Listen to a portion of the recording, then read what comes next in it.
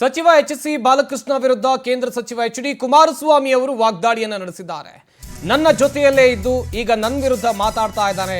ಇದು ಕುಮಾರಸ್ವಾಮಿ ಎಚ್.ಸಿ. ಬಾಲಕೃಷ್ಣ ವಿರುದ್ಧ ನಡೆಸಿರುವ ವಾಗ್ದಾಳಿ. ನನ್ನ ಜೊತೆಯಲ್ಲಿ ಇದ್ದು ಈಗ ನನ್ನ ವಿರುದ್ಧನೇ ಮಾತಾಡ್ತಿದ್ದಾನೆ. ಆ ಟೈಮ್ನಲ್ಲಿ ಕಾಂಟ್ರಾಕ್ಟರ್ 600 ಕೋಟಿ ರೂಪಾಯಿ ಲೂಟಿ ಮಾಡಿದ್ದ. ಆ ವಿಷಯ ಎತ್ತಬೇಡಣ್ಣ ಅಂತ ಕಾಲು ಹಿಡಿಯೋಕೆ ಬಂದಿದ್ದ. ಮೊದಲು ಅದನ್ನ ಎಚ್.ಸಿ. ಬಾಲಕೃಷ್ಣ ನೆನಪು ಮಾಡಿಕೊಳ್ಬೇಕು. ರಾಮನಗರದಲ್ಲಿ ಕೇಂದ್ರ ಸಚಿವ ಎಚ್.ಡಿ. ಕುಮಾರಸ್ವಾಮಿ ಅವರು ಈ ರೀತಿ ಕಿಡಿಕಾರಿದ್ದಾರೆ. ಸಚಿವ ಎಚ್.ಸಿ. ಬಾಲಕೃಷ್ಣ ವಿರುದ್ಧ ಕೇಂದ್ರ ಸಚಿವ ಎಚ್.ಡಿ. ಕುಮಾರಸ್ವಾಮಿ ವಾಗ್ದಾಳಿಯನ್ನು ನಡೆಸಿರೋದು. ನನ್ನ ಜೊತೆಯಲ್ಲೇ ಇದ್ದು ಈಗ ನನ್ನ ವಿರುದ್ಧ ಮಾತಾಡ್ತಾ ಇದ್ದಾನೆ ಅಂತೇಳಿ ಏಕವಚನದಲ್ಲಿ ವಾಗ್ದಾಳಿ ನಡೆಸಿದ್ದಾರೆ. ಆ ಟೈಮ್ನಲ್ಲಿ ಕಾಂಟ್ರಾಕ್ಟರ್ 600 ಕೋಟಿ ರೂಪಾಯಿ ಲೂಟಿ ಮಾಡಿದ್ದ. ಆ ವಿಷಯ ಎತ್ತಬೇಡಣ್ಣ ಅಂತೇಳಿ ಕಾಲು ಹಿಡಿಯೋಕೆ ಬಂದಿದ್ದ ಅಂತ ವಾಗ್ದಾಳಿ ನಡೆಸಿದ್ದಾರೆ.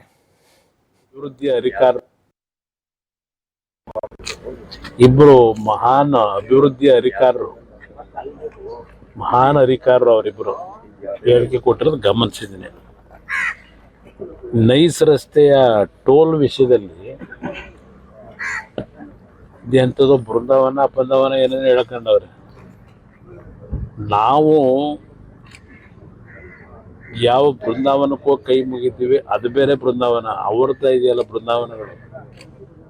ದಿನ ಸೂಟ್ಕೇಸ್ ಇಟ್ಕೊಂಡ್ ಬರೋರ್ನ ಎಲ್ಲೆಲ್ಲಿ ಭೂಮಿ ಸಿಗ್ತದೆ ಅಂತ ಹೇಳಿ ಲಪಟಾಯಿಸ್ತಕ್ಕಂಥ ಕೆಲಸ ಮಾಡ್ತಕ್ಕಂಥ ಬೃಂದಾವನ ಕಟ್ಟಿಲ್ಲ ನಾವು. ನಮ್ಮ ಸಂಸ್ಕೃತಿಯ ಬೃಂದಾವನ ಕಟ್ಟಿ ಪೂಜೆ ಮಾಡೋರು ನಾವು. ಕಾರ್ಯಕರ್ತರನ್ನ ಸುಮ್ಮನೆ ಎತ್ಕಟ್ಟಿ ಅಭಿವೃದ್ಧಿಗೆ ವಿರೋಧ ಮಾಡೋರಲ್ಲ ನಾವು. ಅವರನ್ನು ಹೇಳ್ಕೊಂಡವ್ರಲ್ಲ ನಿನ್ನೆ ಹರಿಕಾರ ಮಹಾನುಭಾವ. ಯಾವ ನೈಸ್ ರಸ್ತೆನಲ್ಲಿ ರೈತರ ಭೂಮಿನ 20 ವರ್ಷದಿಂದ ಅಕ್ವೈರ್ ಮಾಡಿ ದುಡ್ಡು ಕೊಡದೆ 20 ವರ್ಷ ಆಗಿದೆ. ಅದರ ಹಿನ್ನೆಲೆಯಲ್ಲಿ ಓದಕ್ಕೆ ಬರುತ್ತೆ. ಅವಕ್ಕೇನಿದ್ರು ಟೇಪು ಎಲ್ಲಿ ಭೂಮಿ ದೋಖ ಹಾಕ್ಬೋದು ಅನ್ನೋದು ಲೆಕ್ಕಾಚಾರ ಮಾಡೋದು. 20 ವರ್ಷದಿಂದ ರೈತರ ಭೂಮಿನ ವಶಪಡಿಸ್ಕೊಂಡು ಅಭಿವೃದ್ಧಿ ಹೆಸರಿನಲ್ಲಿ ಇವತ್ತವ್ರಿಗೆ ದುಡ್ಡು ಕೊಟ್ಟಿಲ್ಲ. ಆ ಟೋಲ್ನ ಫ್ರೇಮ್ವರ್ಕ್ ಅಗ್ರಿಮೆಂಟ್ನ ಉಲ್ಲಂಘನೆ ಮಾಡಿ ದುಡ್ಡು ಲವತಾ ಇದ್ದಾರೆ. ಅದೆಂಥದ್ದು ಪಾಪ ಇಲ್ಲಿ ಹೇಳ್ತಾನೆ, ಇಲ್ಲಿ ಏನೋ ಶಾಸಕ ಅವನಲ್ಲ ಮಂತ್ರಿ ಮಾಡ್ಬಿಟ್ಟವ್ರೆ. ಇದೆಂಥದ್ದು ಕುಮಾರಸ್ವಾಮಿ ಹೋಗಿ ಕೇಂದ್ರ ಸರ್ಕಾರದ ಮುಂದೆ ಅರ್ಜಿ ಕೊಟ್ಬಿಟ್ಟು ಟೋಲ್ ನಿಲ್ಲಿಸ್ಬೇಕಂತೆ. ಏನಾದರೂ ಗೊತ್ತಿದೆಯಾ? ಓದ್ತಾರ? ಸಬ್ಜೆಕ್ಟ್ ಗೊತ್ತಿದೆಯಾ? ಆ ರಸ್ತೆ ಕರ್ನಾಟಕ ರಾಜ್ಯ ಸರ್ಕಾರಕ್ಕೆ ಸೇರಿರ್ತಕ್ಕಂಥ ರಸ್ತೆ. ಅದು ನ್ಯಾಷನಲ್ ಹೈವೇಗೆ ಸೇರಿರೋ ರಸ್ತೆ ಅಲ್ಲ ಅದು. ಇಲ್ಲಿ ಆ ಟೋಲ್ನ ಇಲ್ಲಿವರೆಗೆ ಕಲೆಕ್ಟ್ ಮಾಡಿರೋದೇ ದೊಡ್ಡ ಅಕ್ರಮ. Day ಒನ್ನಿಂದ collect ಮಾಡಿರೋದೆ. 2016ರಲ್ಲಿ ಇದೇ ಜಯಚಂದ್ರ ಅವ್ರನ್ನ ಸದನ ಸಮಿತಿ ಅಧ್ಯಕ್ಷರು ಮಾಡಿ ರಿಪೋರ್ಟ್ ಕೊಟ್ರಲ್ಲ. ಏನು ಕೊಟ್ಟಿದ್ದಾರೆ ರಿಪೋರ್ಟು? ಸ್ವಲ್ಪ ಟೈಮ್ ಇದ್ರೆ ಓದಿ ಏನಿದೆ ಅಂತೇಳಿ. ಅವತ್ತೇ ಹೇಳಿದ್ದಾರೆ ಆ ಟೋಲ್ನ ಕಲೆಕ್ಷನ್ ಇಲ್ಲಿವರೆಗೆ ಕಲೆಕ್ಷನ್ ಮಾಡಿದ್ರೆ ಸರ್ಕಾರ ವಸೂಲಿ ಮಾಡಬೇಕು, ಟೋಲ್ ಕಲೆಕ್ಷನ್ ನಿಲ್ಲಿಸಬೇಕು ಅಂತ 16ರಲ್ಲಿ ಕೊಟ್ಟರು. ನಿನ್ನೆ ದಿನ ಇಬ್ಬರು ಮಹಾನ್ ಅಭಿವೃದ್ಧಿ ಅಧಿಕಾರರು ಅವರಿಬ್ಬರು ಹೇಳಿಕೆ ಕೊಟ್ಟಿರೋದು. ಎಚ್ಡಿಕೆ ವಿರುದ್ಧ ಡಿಕೆ ಸುರೇಶ್ ಮತ್ತು ಎಚ್.ಸಿ. ಬಾಲಕೃಷ್ಣ ವಾಗ್ದಾಳಿ ವಿಚಾರಕ್ಕೆ ಸಂಬಂಧಪಟ್ಟಂತೆ ರಾಮನಗರದಲ್ಲಿ ಕೇಂದ್ರ ಸಚಿವ ಎಚ್.ಡಿ. ಕುಮಾರಸ್ವಾಮಿ ತಿರುಗೇಟು ಕೊಟ್ಟಿದ್ದಾರೆ. ಒಂದು ಕಡೆಯಲ್ಲಿ ರಾಮನಗರದಲ್ಲಿ ಕೇಂದ್ರ ಸಚಿವ ಎಚ್.ಡಿ. ಕುಮಾರಸ್ವಾಮಿ ಅವರು ಮಾತನಾಡಿದರು. ಇಬ್ಬರು ಮಹಾನ್ ನಾಯಕರು, ಅಭಿವೃದ್ಧಿಯ ಹರಿಕಾರರು ಮಾತನಾಡಿದ್ದಾರೆ. ಒಂದು ಕಡೆಯಲ್ಲಿ ಬಾಲಕೃಷ್ಣ ಮತ್ತು ಸುರೇಶ್ ವಿರುದ್ಧ ವಾಗ್ದಾಳಿ ನಡೆಸುವಂತ ಕೆಲಸವನ್ನ ಕೇಂದ್ರ ಸಚಿವ ಎಚ್.ಡಿ. ಕುಮಾರಸ್ವಾಮಿ ಅವರು ಮಾಡಿದ್ದಾರೆ. ನೈಸ್ ರಸ್ತೆ ನಿರ್ಮಾಣಕ್ಕೆ ಸ್ವಾಧೀನಪಡಿಸಿಕೊಂಡ ಭೂಮಿಗೆ ಪರಿಹಾರವನ್ನ ಕೊಟ್ಟಿಲ್ಲ. ಅಭಿವೃದ್ಧಿ ಹೆಸರಲ್ಲಿ 20 ವರ್ಷದಿಂದ ಭೂಮಿಯನ್ನ ವಶಪಡಿಸಿಕೊಂಡಿದ್ದಾರೆ. ಈ ರೀತಿಯಾಗಿ ವಾಗ್ದಾಳಿಯನ್ನು ನಡೆಸಿದ್ದಾರೆ. ರಾಮನಗರದಲ್ಲಿ ಕೇಂದ್ರ ಸಚಿವ ಎಚ್.ಡಿ. ಕುಮಾರಸ್ವಾಮಿ ಅವರು ತಿರುಗೇಟನ್ನ ಕೊಟ್ಟಿರೋದು. ಆ ನೈಸ್ ರಸ್ತೆನಲ್ಲಿ ರೈತರ ಭೂಮಿನ 20 ವರ್ಷದಿಂದ ಅಕ್ವೈರ್ ಮಾಡಿ ದುಡ್ಡು ಕೊಡದೆ 20 ವರ್ಷ ಆಗಿದೆ. ಅದರ ಹಿನ್ನೆಲೆಯಲ್ಲಿ ಓದಕ್ಕೆ ಬರುತ್ತೆ. ಅವಕ್ಕೇನಿದ್ರು ಟೇಪು ಎಲ್ಲಿ ಭೂಮಿ ದೋಖ ಹಾಕ್ಬೋದು ಅನ್ನೋದು ಲೆಕ್ಕಾಚಾರ ಮಾಡೋದು. 20 ವರ್ಷದಿಂದ ರೈತರ ಭೂಮಿ ಬಿಡದಿ ಟೌನ್ಶಿಪ್ಗೆ ಸಮಿತಿ ರಚನೆ ವಿಚಾರಕ್ಕೆ ಸಂಬಂಧಪಟ್ಟಂತೆ ಸಮಿತಿಗೆ ನಿವೃತ್ತ ನ್ಯಾಯಾಧೀಶರನ್ನ ನೇಮಿಸಿದ್ದೀರಿ. ರಾಮನಗರದಲ್ಲಿ ಕೇಂದ್ರ ಸಚಿವ ಎಚ್.ಡಿ. ಕುಮಾರಸ್ವಾಮಿ ಅವರು ಕೊಟ್ಟಿರುವಂತಹ ಹೇಳಿಕೆ ಇದು. ಒಂದ್ ಕಡೆಯಲ್ಲಿ ಬಿಡದಿ ಟೌನ್ಶಿಪ್ ವಿಚಾರವಾಗಿ ಪರವಿರೋಧ ಚರ್ಚೆಗಳು ಆಗ್ತಾ ಇವೆ.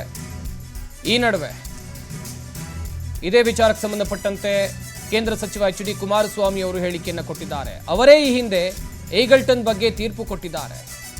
ಆಗ ಎಕರೆಗೆ 12 ಕೋಟಿ ಪರಿಹಾರವನ್ನು ಕೊಡಬೇಕು ಅಂತೇಳಿ ತೀರ್ಪು ಬಂದಿತ್ತು. 10 ವರ್ಷದ ಹಿಂದೆಯೇ 12 ಕೋಟಿ ಅಂತ ತೀರ್ಪು ಇದೆ. ಈಗ ಬಿಡದಿಯ ರೈತರಿಗೆ ಎಷ್ಟು ಹಣ ಕೊಡಬೇಕು? ನಾನು ನಿವೃತ್ತ ನ್ಯಾಯಾಧೀಶರಿಗೆ ಪ್ರಶ್ನೆಯನ್ನು ಮಾಡ್ತೇನೆ. ಈ ಬಗ್ಗೆ ಸ್ಪಷ್ಟಪಡಿಸಿ ವರದಿಯನ್ನು ಕೊಡಿ ಅಂತೇಳಿ ಕೇಂದ್ರ ಸಚಿವ ಎಚ್.ಡಿ. ಕುಮಾರಸ್ವಾಮಿ ಅವರು ಕೇಳಿಕೊಂಡಿದ್ದಾರೆ. ಈ ಬಗ್ಗೆ ಸರ್ಕಾರ ಕ್ರಮವನ್ನು ತೆಗೆದುಕೊಳ್ಳಬೇಕು ಅಂತ ಕುಮಾರಸ್ವಾಮಿ ಕೇಳಿಕೊಂಡಿರೋದು. ನ್ಯಾಯಾಧೀಶರದು ಒಂದು ಕಮಿಟಿ ಮಾಡವ್ರೆ. ಅದಕ್ಕೆ 3 ಜನ ಸರ್ಕಾರದ ಅಧಿಕಾರಿಗಳನ್ನು ನಿವೃತ್ತ ಅಧಿಕಾರಿಗಳನ್ನೇ ನೇಮಕ ಮಾಡವ್ರೆ. ಮೊನ್ನೆ ಸಚಿವ ಸಂಪುಟದಲ್ಲಿ ಒಂದು ತೀರ್ಮಾನ ತಗೊಂಡು ಒಂದು ಕಮಿಟಿ ಮಾಡವ್ರಲ್ಲಪ್ಪ. ಆ ಒಂದು ಕಮಿಟಿಯ ನಾಯಕತ್ವ ಯಾರು ಕೊಟ್ಟವ್ರೆ? ಒಬ್ರು ನಿವೃತ್ತ ನ್ಯಾಯಾಧೀಶರಿಗೆ. ಆ ನ್ಯಾಯಾಧೀಶರು ಏನೊಂದು ತೀರ್ಪು ಕೊಟ್ಟರು ಹಿಂದೆ ನ್ಯಾಯಾಧೀಶರಿದ್ದಾಗ.